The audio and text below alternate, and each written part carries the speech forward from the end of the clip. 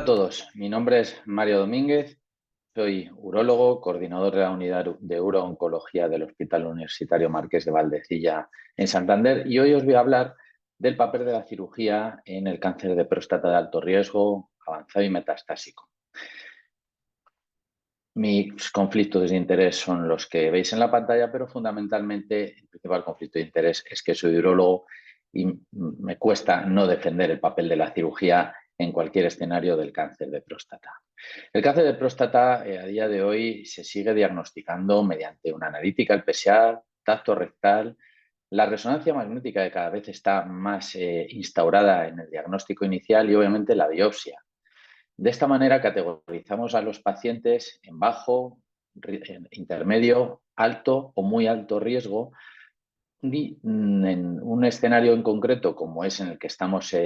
o vamos a hablar hoy, como es el escenario de alto o muy alto riesgo, es necesario descartar que haya enfermedad localmente avanzada o a distancia en base a TAC y gammagrafía según las actuales guías europeas de urología. Sin embargo, ya empiezan a aparecer nuevas estrategias diagnósticas, nuevas pruebas de imagen como puede ser el PET-PSMA o incluso la resonancia corporal con difusión de cuerpo entero, si bien las guías en este sentido son cautas a la hora de advertir que los resultados que podamos obtener no están claros cómo pueden modificar nuestras distintas opciones de tratamiento. También las guías NCCN con una clasificación parecida, en este caso discriminando un poquito mejor o con más detalle entre el grupo de riesgo intermedio, habiendo un grupo de riesgo intermedio favorable y desfavorable. También el PET-PSMA parece que empieza a cobrar fuerza como una técnica de imagen a considerar en lugar de las técnicas de imagen convencional.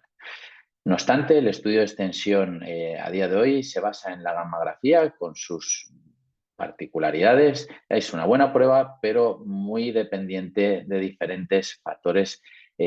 clínicos. Y esto hace que la variabilidad interobservador sea importante y que incluso el valor predictivo positivo de esta prueba pues sea bajo. Este estudio reciente demuestra que casi un 60% de los pacientes en los que la gammagrafía nos viene a decir que hay una lesión ósea sospechosa son falsos positivos, lo cual haría que categorizáramos a nuestros pacientes como metastásicos no siéndolo realmente. El TAC, en este sentido, para el estudio de partes blandas es la prueba general a utilizar o indicada, pero tiene muchas limitaciones más allá de escenarios en los que haya un muy alto grado, un PSA muy elevado o una enfermedad localmente avanzada. Alternativas podría ser la resonancia corporal con difusión o el PET con colina, pero bueno, no son pruebas que a día de hoy estén disponibles en todos los hospitales y desde luego ninguna de ellas va a evitarnos poder obviar lo que es la disección, la extirpación ganglionar cuando planteamos una cirugía. Como ya venía introduciendo desde el principio, el PET-PSMA es la prueba de imagen que parece que empieza a coger cada vez más relevancia en el diagnóstico de los ganglionar, en el paciente con cáncer de próstata, y esto se ha demostrado tanto en el análisis por paciente como en el análisis por lesión que tiene una alta sensibilidad y especificidad, comparado sobre todo con las pruebas de imagen convencionales. Tanto es así que en otras asociaciones, en este caso como la francesa, discriminan y hablan del papel de las diferentes pruebas de medicina nuclear, destacando el papel del PSMA con galio como aquel que mayor impacta y mayor cambia en la estrategia terapéutica de los pacientes en el diagnóstico inicial. Y los australianos, que en esto nos llevan algo más de ventaja, el comité asesor de lo que es el Ministerio de Sanidad, insiste en que el PSMA es una prueba a considerar y a recomendar no solo en el diagnóstico inicial, sino, por supuesto, en el restadiaje a la recidiva bioquímica, ya que comparado con las pruebas de imagen convencional es una prueba muy superior y que podría resultar incluso costo efectivo. Esto ha sido recogido, como no puede ser de otra manera, por el grupo de expertos reunidos en la conferencia consenso del Advanced Prostate Cancer de 2022, donde destaca que es el PSMA un 30%, casi un 30% más precisa que las técnicas de imagen convencional, pudiendo llegar también casi en un 30% a cambiar la estrategia terapéutica cuando disponemos de la información de este comparado con técnicas de imagen convencional. En cualquier caso, a día de hoy las guías europeas, que son las que principalmente nos basamos, el común de los de urólogos a nivel nacional, bueno, en base a los grupos de riesgo que previamente he comentado, da diferentes opciones de tratamiento. La cirugía figura entre todas aquellas opciones, todos aquellos escenarios, si bien es cierto que cuanto más avanzada sea la enfermedad, parece que tiene un poquito menos de evidencia comparado con alguna otra alternativa terapéutica. Desde luego, en los grupos de alto, muy alto riesgo, enfermedad localmente avanzada, la cirugía no solo se basa en la extirpación de la próstata, sino también en una muy buena linfadenectomía que haremos en los grupos de riesgo intermedio cuando hay una probabilidad superior al 5% de estar a los ganglios afectos, y en grupos de alto o muy alto riesgo la haremos siempre. A ser posible de forma extendida, porque es la manera de hacer una linfadenectomía óptima, de la cual fiarse y de la cual obtener un número de ganglios adecuado. No está contemplado a día de hoy ofrecer terapia de privación androgénica perioperatoria. Hay algún estudio que todavía está en fase de desarrollo, como es el estudio Proteus, donde se utiliza palutamida más terapia de privación androgénica antes y después de la cirugía, pero de momento resultados de este tipo de estudios están por venir. El grupo que más duda siempre nos crea dentro de los grupos de alto riesgo es el grupo donde clínicamente haya ganglios positivos. En este sentido, parece que las guías NCCN, por ejemplo, recomiendan o plantean la cirugía en aquellos que haya una esperanza de vida avanzada, que sea una enfermedad resecable y siempre en un contexto de un tratamiento multimodal. Pero hay que destacar que a día de hoy, en este sentido, donde mayor nivel de evidencia hay es a través del estudio STAMPEDE, donde radioterapia más deprivación androgénica 3 años más abiraterona 2 años ha demostrado un beneficio en la supervivencia superior a lo que sería el manejo convencional con terapia de deprivación androgénica. ¿Por qué insistir en la cirugía? Bueno, realmente el paciente localmente avanzado con ganglios representa un 12% y estamos hablando de un paciente diagnosticado en base a unas pruebas que ya he comentado que tienen ciertas deficiencias y se basan en criterios morfológicos. No obstante, aun poniéndonos en la prueba mejor de la que dispondríamos, que es el PSMA, la sensibilidad no supera el 50%, por lo cual ninguna de ellas reemplazaría a una buena linfadenectomía donde pudiéramos tener un diagnóstico histológico. Y es que además, cuando hacemos una linfadenectomía en los pacientes clínicamente categorizados como con ganglios positivos, en torno a un 20% van a ser realmente N0, es decir, no va a tener enfermedad ahí. Pero es este grupo de pacientes, el paciente con ganglios clínicamente positivos,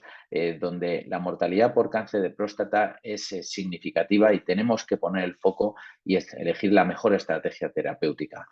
Cualquiera de ellas, sea con radioterapia o sea con cirugía, es superior a lo que sería la deprivación androgénica sin más, por lo cual debemos tener claro que una u otra ha de hacerse y no podremos tratar o no debemos tratar a estos pacientes solo. Y si hacemos una linfadenectomía, es decir, si operamos al paciente, lo que tendremos que hacer es una buena linfadenectomía y vemos que según vamos aumentando el template de nuestra linfadenectomía, la probabilidad de diagnosticar ese ganglio o esos ganglios positivos si existen es cada vez más alta.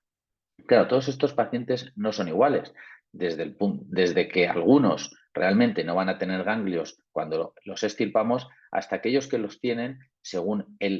la agresividad del tumor, dónde tengan los ganglios, y como veis en la diapositiva, hay pacientes que tienen una probabilidad que no llega al 10% de progresar en 8 años, algunos que sí lo van a tener en los próximos 8 años en torno al 60%, y todo va a depender de número de ganglios, agresividad tumoral, por lo cual meterlos todos en la misma saca no parece adecuado. Más aún cuando, si revisamos lo que es el estadiaje de la pieza tumoral, en torno a un 40% de los pacientes tienen infra como supradiagnóstico, por lo cual hace pensar que la cirugía en este sentido nos aporta un valor añadido a la hora de poder analizar luego lo que es la pieza de prostatectomía. Claro, si ya incluimos las nuevas estrategias de diagnóstico como es el PSMA, vemos que los que en torno a un 10% de pacientes con técnicas de imagen convencionales serían ganglios positivos, lo son hasta un 35% con PSMA. Y esto nos permite, si hacemos una estratificación en función del grado tumoral y el número de ganglios, ver que hay una diferencia muy importante en lo que es la progresión tras cirugía, algo que nos puede ayudar aún más a individualizar el tratamiento de nuestros pacientes cuando dispongamos de estas herramientas diagnósticas previas a la cirugía. La cirugía que solemos hacer a día de hoy es la cirugía robótica. Como veis, la posición del paciente es una posición inclinada hacia atrás, donde cuidamos mucho lo que es la ergonomía y la posición y las zonas de decúbito para no generar complicaciones posteriores a nuestro paciente, y lleva, bueno, pues un protocolo de colocación para situar los brazos y las herramientas de forma adecuada y desarrollar la cirugía de la mejor manera. Bien sea por vía anterior o lo que ya nos permite la cirugía robótica por vía posterior, podemos desarrollar esta cirugía con seguridad y en los casos que sea oportuno, y no por ser cánceres de próstata de alto riesgo, si las pruebas de imagen previamente nos dan esa posibilidad, podremos preservar alguna de las banderetas neurovasculares y, por supuesto, hacer una linfadenectomía óptima. La cirugía robótica ha mejorado las tasas de complicaciones posoperatorias de una manera significativa respecto a las estrategias previas. Y desde luego, aunque tenemos que tener en cuenta que las secuelas inmediatas, como son la disfunción eréctil y la incontinencia urinaria, existen, es cierto que las técnicas mínimamente invasivas y concretamente la cirugía robótica ha mejorado en este sentido la recuperación a corto, medio y largo plazo. Tanto es así que con técnicas como la que es la preservación de recius, es decir, transcurrir toda la cirugía por la zona posterior, algo que sin la cirugía robótica resulta muy laborioso y tedioso y casi a veces hasta imposible, la continencia en el primer año ha pasado de alcanza casi el 100%, incluso la continencia inmediata en el primer mes en torno al 92% de los pacientes, y en aquellos pacientes jóvenes previamente potentes donde hacemos una buena preservación neurovascular, la tasa de recuperación de la potencia sexual precoz está en torno al 40% y al año en torno al 81%, rompiendo así esas barreras que muchas veces nos limita a la hora de indicar la cirugía en pacientes de alto riesgo, donde vemos que en este sentido podemos hablar de unas tasas de continencia y de potencia bastante favorables o dignas. Los tratamientos ayudantes después de la cirugía se contemplan según el estadiaje patológico, y en aquellos en los que no haya ganglios positivos nos basaremos en el grado, en el estadiaje local, para valorar, asociar radioterapia más menos de privación androgénica, y en los casos en los que tengamos ganglios positivos podemos desde observar cuando aquellos ganglios sean 1 o 2, o asociar radioterapia y terapia de deprivación androgénica. Esto ya desde el 2018, en un estudio multicéntrico, el profesor Tullier advirtió que el grado de Gleason, el estadiaje patológico y, en cierta medida, también los márgenes positivos son factores predictores a la hora de cómo tratemos a nuestros pacientes, siendo el tratamiento con terapia de fibración androgénica y radioterapia el mejor tratamiento para una mejor supervivencia a 10 años. Después de la cirugía, la mayoría de los pacientes están con un PSA indetectable, pero puede ser que con el tiempo haya una recurrencia bioquímica. ¿Esto qué supone? En general puede suponer que entre un 30 y un 50% de nuestros pacientes a unos 8 años desarrollen metástasis. ¿Cómo los hemos ido evaluando con el tiempo? Bueno, pues al principio prácticamente con nada, esperamos a tener PSAs elevados. Luego, cuando yo haga la colina a partir de un PSA de 1, ya podíamos hacer estudios con cierta fiabilidad, y por suerte con la llegada del PSMA, técnica de imagen que ya os he ido introduciendo desde el principio, podemos tener resultados significativos, tanto para bien como para mal, a partir de PSAs de 0,5 nanogramos mililitro, por lo cual ya las guías la contemplan como la técnica de imagen a considerar cuando esta situación sucede tanto después de cirugía como después de radioterapia. Después de radioterapia, y sí, es una situación en la que clínicamente y oncológicamente lo consideramos oportuno, el tratamiento de rescate puede ser la radioterapia. Sin embargo, empiezan a surgir nuevas alternativas como los nuevos agentes hormonales. En este caso, incluyen pacientes que han recaído bioquímicamente con una serie de características de mal pronóstico, tanto después de la cirugía como después de radioterapia, donde se compara enzalutamida con darles terapia de privación androgénica. Y vemos como claramente hay una supervivencia muy mejorada tanto a 3 y a 5 años con los nuevos agentes hormonales. Ahora bien, si en este tipo de pacientes hiciéramos un PSMA en lugar de un TAC y una gammagrafía, nos encontraríamos con que casi el 85% de los pacientes tendrían lesiones visibles y entre un 34% de ellos serían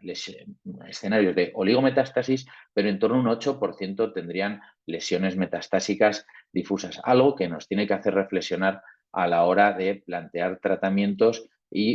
o utilizar nuevas técnicas de imagen en este escenario. La cirugía de rescate después de radioterapia es algo que, sin ser anecdótico, reservamos a pacientes con unas características muy concretas porque sabemos que el aporte oncológico y sobre todo la morbimortalidad asociada a este tipo de cirugía es muy alta y desde luego debemos concentrar centros de alta experiencia. En cuanto a la enfermedad metastásica, a día de hoy sigue siendo un planteamiento con carácter paliativo. En este caso, la radioterapia es lo que sí ha demostrado cierto nivel de evidencia, aunque desde luego tenemos que tener en cuenta que el tratamiento de la enfermedad local en la enfermedad metastásica siempre va a aportar un beneficio superior que el no hacer nada o simplemente un tratamiento hormonal, tanto desde el punto de vista de la supervivencia como la supervivencia cáncer específica, como la supervivencia libre de eventos locales. Una revisión reciente viene a decir un poco lo mismo, pero abriendo la posibilidad de que en los escenarios de baja carga tumoral o de baja carga metastásica puede ser una estrategia a contemplar, aunque queda mucho todavía por investigar. A modo de conclusiones, me gustaría remarcar, sobre todo en el caso de la enfermedad localmente avanzada con ganglios positivos, el tratamiento local debe ser casi obligado, o sea con cirugía, o sea con radioterapia, sin haber estudios que demuestren un mayor beneficio de estrategia de uno u otro. Es un grupo heterogéneo donde empezar por la cirugía podría ser una buena estrategia para caracterizar mejor al paciente, incluso para no necesitar tratamientos adyuvantes. Y no por pensar que es una enfermedad localmente avanzada y la cirugía tiene que ser, por definición, más agresiva, debemos pecar o pensar que los resultados funcionales